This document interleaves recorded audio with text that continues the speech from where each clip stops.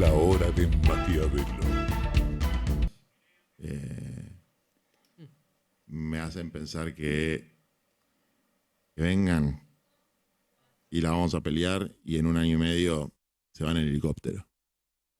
Bueno, ahí lo tenías, ¿no? Juan Grabois, el líder piquetero, lo escuchaste esta semana con una de estas amenazas, hubo unas cuantas, ¿no? A ver, ¿a qué se refería con las pulsiones tanáticas?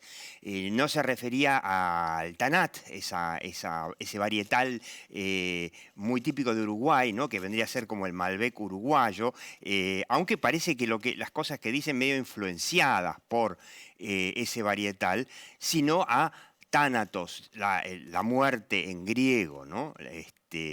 Y que, bueno, es un piquetero que nos viene hablando mucho de sangre, la sangre del pueblo y qué sé yo, y lo que amenaza es, ante la pregunta, bueno, si prefería que ganara un peronista conservador tipo Scioli o que venga la oposición, dice, no, que venga la oposición, que le tiramos tantas piedras que lo sacamos.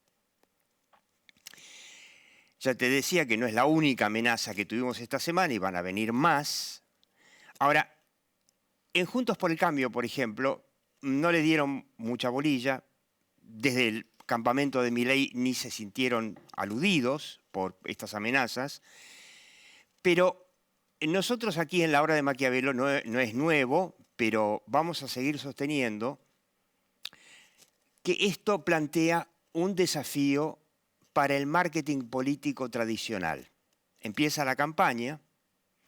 ¿Y qué es el marketing político tradicional? A ver, te lo pasamos a Jaime Durán Barba, el programa pasado, repasalo, en donde decía uno de sus clásicos, que es, ya no se puede hacer un gran ajuste, la gente escribe en las redes sociales. O sea, el argumento es que como la gente escribe en las redes sociales no se puede hacer un gran ajuste.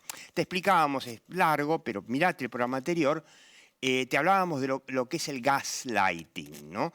Que es esta manipulación psicológica, ¿no? Es un término que no es muy científico, es de psicología casera, si querés, y que viene de una película, ¿no? Que es esta manipulación donde te dicen, no, pero yo no hago el ajuste porque vos no querés, ¿eh? Yo no te explico planes económicos porque vos no querés escuchar. Bueno, esto es un poco, este gaslighting es un poco un principio férreo del marketing político, sobre todo argentino. No expliques planes porque a nadie les interesa. El voto es más emocional que racional. Y no tenés que explicar planes porque además te complicás, ¿no? Hay un dicho, el que explica se complica. Muchos citan también, como decíamos en el programa pasado, muchos citan a Carlos Menem, ahora que está por salir la serie de Menem, muy interesante. Carlos Menem, que decía en el 89, en la campaña del 89, supuestamente, a ver, aclaro, esto lo dijo después, muchos años después, donde le preguntaron por qué en la campaña del 89 no explicó, no adelantó todo lo que iba a hacer en materia de privatizaciones, desregulación de la economía, iba a convertir a esta economía estatista en una economía de mercado que funcionó muy bien, con estabilidad. Una década de estabilidad después de 60, 50 décadas de inestabilidad e inflación, que después, por supuesto, que la rifamos.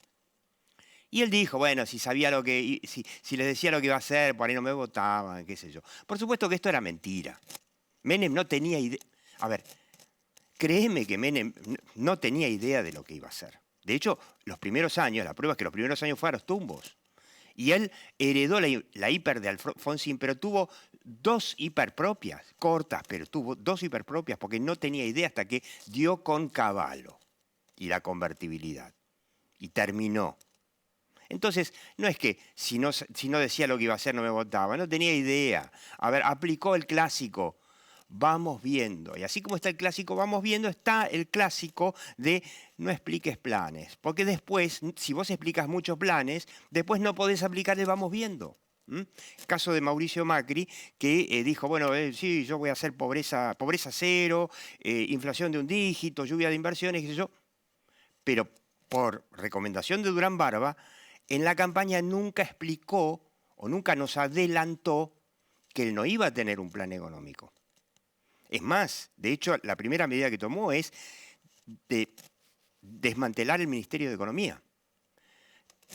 Después, más adelante, tuvo que volver a reconstruir, si se quiere, el Ministerio de Economía, pero tampoco tuvo plan.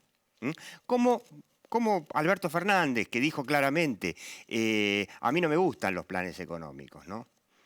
Esto lo dijo Alberto Fernández, repasad. Alberto Fernández dijo que no le gustan los planes económicos y se lo dijo al Financial Times cuando empezó. Así que por lo menos eso lo cumplió. Claro, cuando en la campaña dijo, voy a encender la economía, les voy a llenar la heladera, va a volver el asado, objetivos más modestos que los de Macri, si querés, no explicó cuál iba a ser el plan y que el plan iba a ser, vamos viendo, qué es lo que está haciendo Massa, vamos viendo. No está saliendo, ¿no? 8% de inflación, pero en fin. ¿Qué es lo que hace el marketing político? ¿Por qué decimos que esta amenaza de Grabois es un desafío para el marketing político?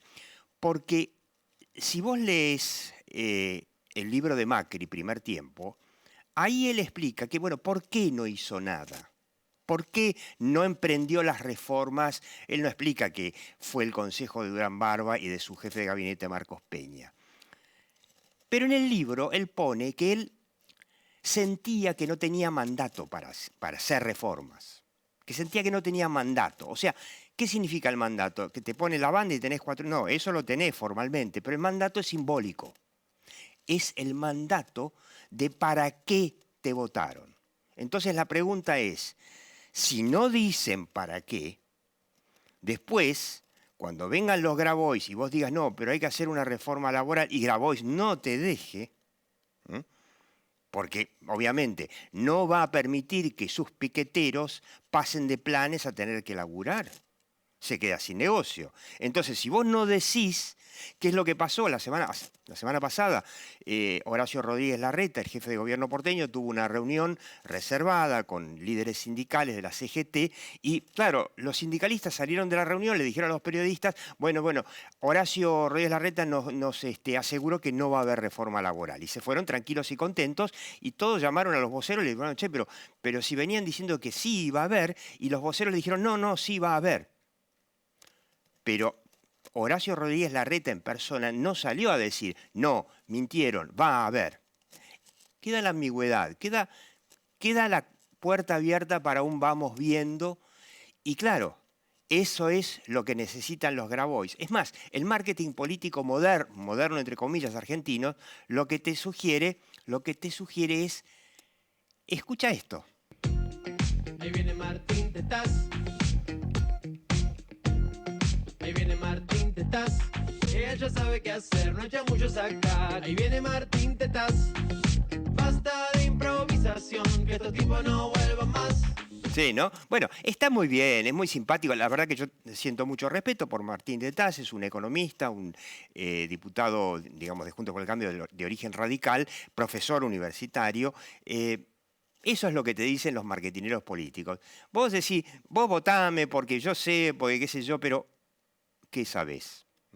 Por supuesto que después te dicen, no, pero los planes, nadie lee planes económicos. No, a ver, no, muchachos, el votante promedio no lee ningún plan económico. Es la información que baja en cascada de los líderes de opinión que sí escucharon los planes económicos y te dicen, lo tiene, y realmente lo que va a hacer esto y esto y esto. Esto lo sabe hacer muy bien Milei. Plan motosierra con el gasto público, incendio el Banco Central, directamente me paso del peso al dólar. Esto es lo que lo hace crecer. Entonces, la pregunta que nos vamos a hacer, y esto nos lleva a la gran pregunta de, ¿los políticos deben leer encuestas y quedarse con lo que dicen las encuestas? ¿O los políticos deben de una buena vez liderar la opinión pública, explicar, no quedarse con lo que dicen las encuestas que dice la gente o los focus groups, sino tratar de explicar qué es lo que hay que hacer para hacer de este desastre algo más razonable? Yo te quiero que veas, que escuches, si no sos fan de TikTok, por ahí no lo viste, que te veas este TikTok, porque de esto vamos a hablar en la hora de Maquiavelo con Federico González y que tiene además una encuesta muy interesante. Escucha un segundo. Bueno, parece que el partido realizó una encuesta y la gente votó a favor de implantar el servicio militar. Pues ordene que hagan otra en donde quede muy claro que están en contra de esa barbaridad. De realidad. Yo quiero que veas, de esto te hablamos mucho en los últimos años en la obra de Maquiavelo, de este mapa, que te lo mostramos en diversas formas. Le vamos a pedir a Maxi, es una encuesta del Pew Research Center graficada en forma de mapa. El Pew Research Center de Washington es una de las, si se quiere, encuestadoras no partidarias de Estados Unidos más prestigiosas de ese país, que hizo en el octubre de 2014, hizo esta encuesta en, bueno, eran como 40 países y estaba la Argentina de rojo. ¿Ves a la Argentina de rojo? Bueno, esto no es un chiste, lo otro por supuesto era un chiste. ¿Ves la Argentina de rojo como los chistes que circulan por Twitter, ¿no? Único país del mundo que, bueno, acá lo tenés, es el único país del mundo que es el más anticapitalista, respondiendo a una pregunta muy simple. ¿La gente está mejor en una economía de mercado, aunque haya ricos y pobres?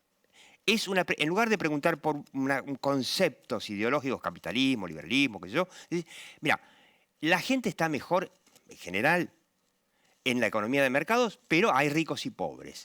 Fíjate que en la Argentina hay mucha más gente que dice que no, que en todo el resto del mundo. Estamos incluyendo países como Vietnam, China, la India, incluso Rusia, ¿no?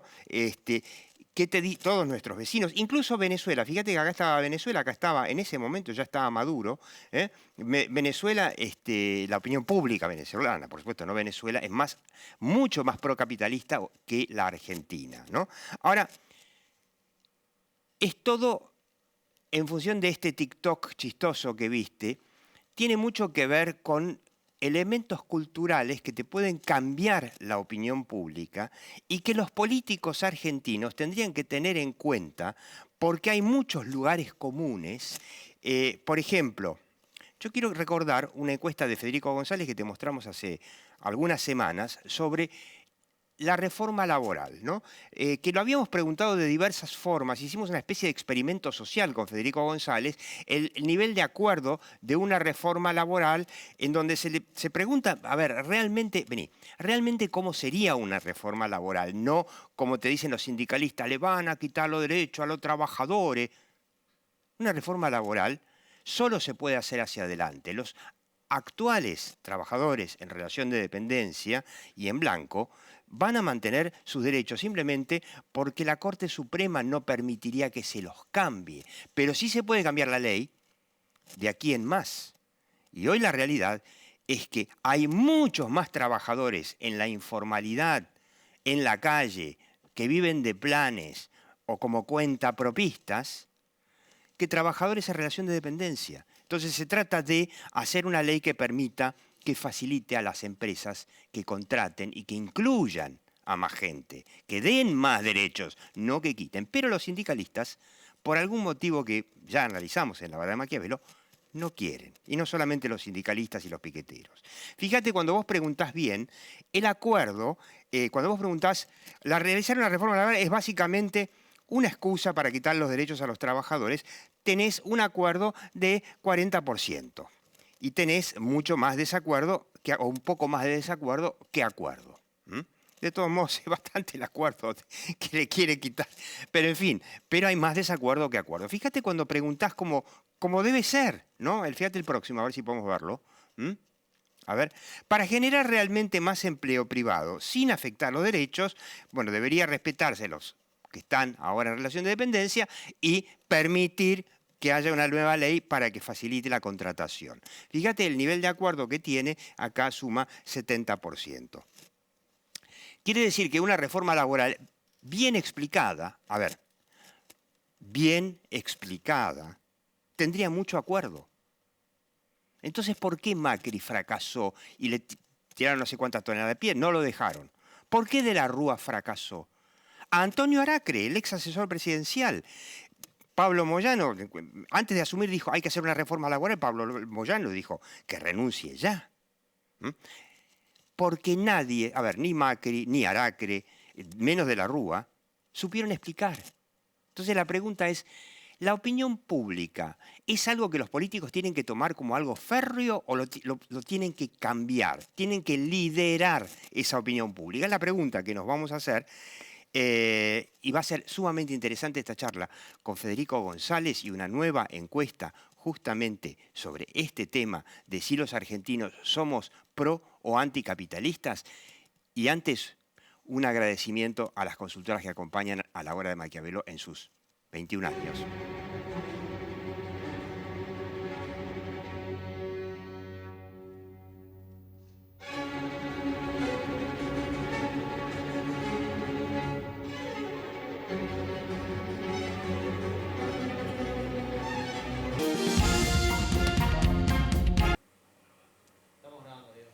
Bueno, Federico González, usted ya lo conoce, el hombre es encuestador, además es psicólogo, consultor político.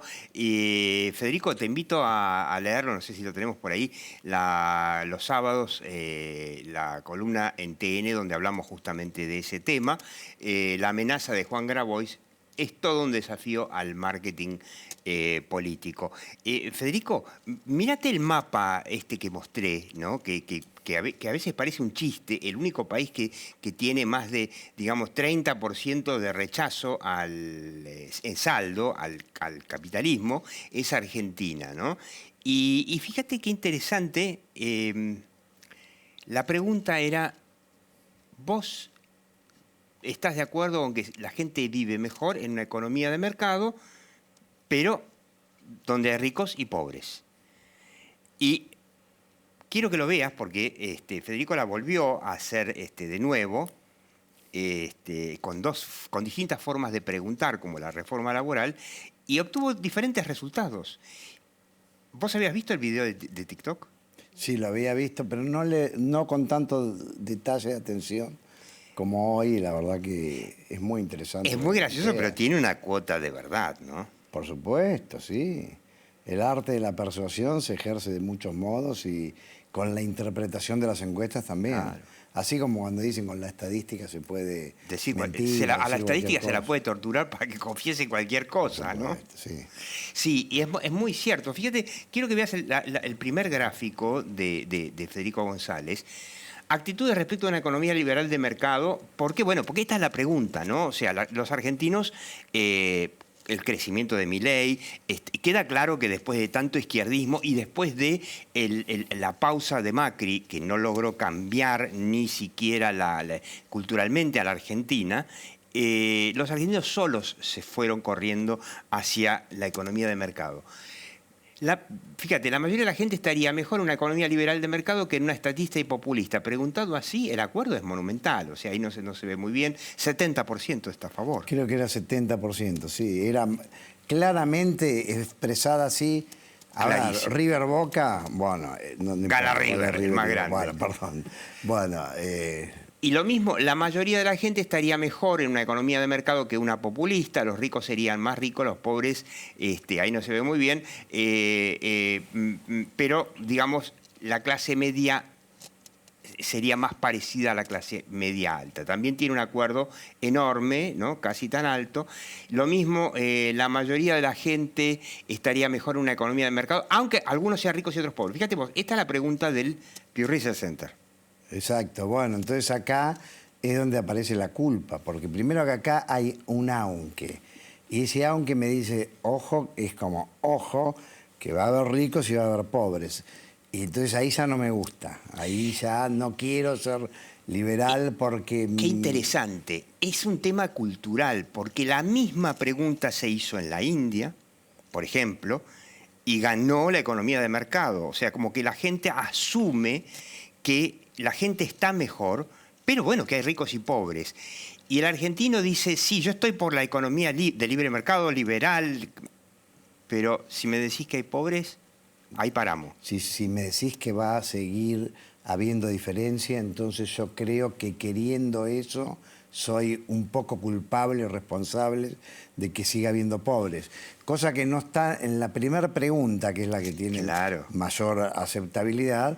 Ahí vos decís, bueno, a ver, ¿sos liberal o sos populista? Y en la segunda, fíjate lo interesante, que hay ricos y pobres, pero está legitimado que todos quieren, el más pobre quiere ser menos pobre, Claro. el de clase media quiere ser de clase media alta, La el gente rico está a quiere ser más, favor, y eso pero, no hay problema. pero vos no eso. podés permitir que haya pobres. Tenés que, de alguna forma, en la pregunta decir, bueno, pero queremos superar la pobreza. Porque fíjate que abajo, dice, la mayoría de la gente estaría mejor en una economía estatista, aunque algunos sean ricos y otros pobres, todo lo contrario, y tiene un rechazo muy importante de 62%. Formulada así, bueno, eso creo que ilustra claramente algo que, como era la política del diván, lo que yo llamo el enano progresista. El enano progre. Quiere decir que los argentinos, de los que decían, en la época de Alfonsín se decía, tiene el enano fascista. O sea, nos habíamos volvido demócratas, pero como que el argentino tenía un enano fascista. En realidad lo que tiene adentro es un enano progre. Exactamente. Yo creo que compramos un cierto deber ser de que no podemos decir lo que realmente pensamos acerca de muchos temas de la política y de la economía. Por ejemplo, si soy liberal, me da vergüenza decirlo porque van a pensar que soy mala persona. Claro. Porque no me preocupo de Bueno, ahora los como pobres. que mi ley está cambiando eso, ¿no? Es la libertad, eso, por viva la supuesto. libertad carajo, está cambiando eso. Por supuesto. Pero mirá, yo creo que hicimos una referencia una vez en este programa. Yo me acuerdo de la frase de Adelina D'Alessio de Viola, que era la Milei de la época, porque era una liberal Claro, popular. claro. Y me acuerdo que decía, lo que pasa es que los argentinos no quieren ser proletarios, quieren ser propietarios. Claro. Y eso en peronismo es movilidad social ascendente. Entonces, de alguna manera, todos, si ser liberal es eso, quiero movilidad social ascendente. Claro. Somos todos liberales. Claro, hay una pregunta más que está que no invoca las desigualdades, si podemos verla, ahí está, en donde la mayoría de la gente estaría mejor en una economía liberal de mercado con estatista y populista, 70%, ya está. O sea, si vos no invocás a los pobres y la desigualdad, todos queremos ser hoy liberales, ¿no? Simplemente no menciones a los pobres o decir que va a haber menos pobres. Muy interesante. Yo quiero que veas, quiero que terminemos viendo de nuevo el cuadro del Pew Research Center, porque evidentemente hay un error ahí, y habría un grave error si los políticos lo leen, porque los argentinos no son así. Sí. Bueno, te doy mi opinión. Me acordé mucho de Lore Sanata, ¿no? Que habla de cómo hemos internalizado ciertas normas religiosas y entonces lo del pobrismo y la culpa por la riqueza.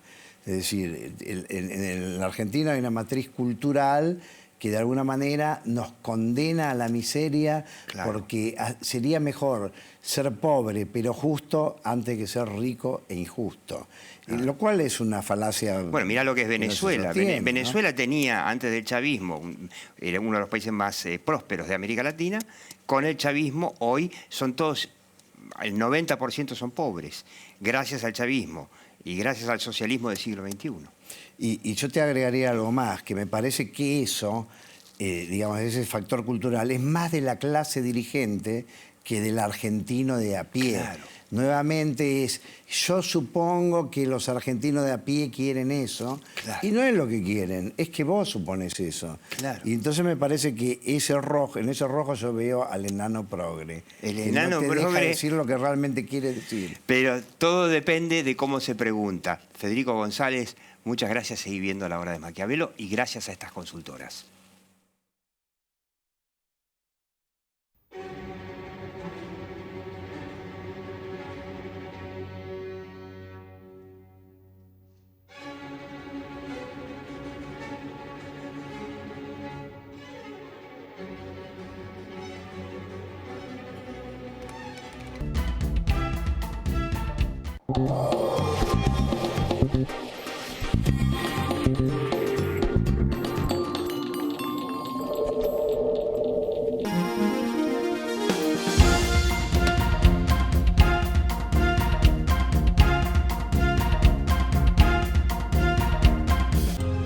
Es fundamental que los chicos hoy en día tengan esa oportunidad para poder estudiar inglés, se le abran más puertas para el futuro. Tu sueño puede ser tu realidad. Juntos sigamos transformando la educación. Buenos Aires Ciudad. Ladies and gentlemen, a su derecha, la exención de impuestos provinciales jamás vista. Look at me. Cuenta la leyenda que con tan solo apostar en energías renovables, economía del conocimiento y la industria audiovisual pueden acceder a este fenómeno jujeño. ¡Vamos, fuerte aplauso!